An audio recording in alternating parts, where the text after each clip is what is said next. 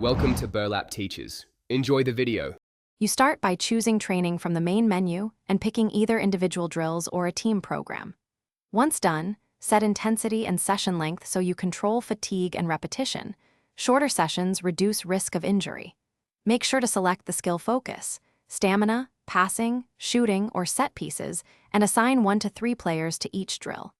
This immediate setup gets you practicing real mechanics rather than wasting time on menus. So jump into the first drill now. You continue by executing the core drills and following on-screen prompts precisely. Hold, tap, or time your button presses to build muscle memory and scoring accuracy.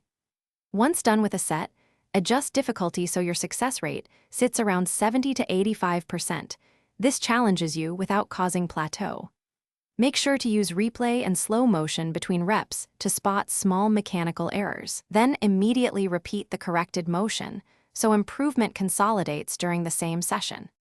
You finish by reviewing the session report and noting accuracy, stamina loss, and specific weaknesses to train next time. Once done, plan follow-up. Repeat low-score drills at reduced intensity or split them into 2 shorter sessions to keep form tight. Make sure to troubleshoot common issues.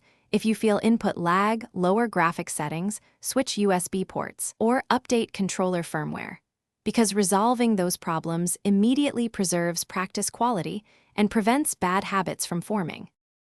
Thanks for watching. Consider subscribing if this video helped you.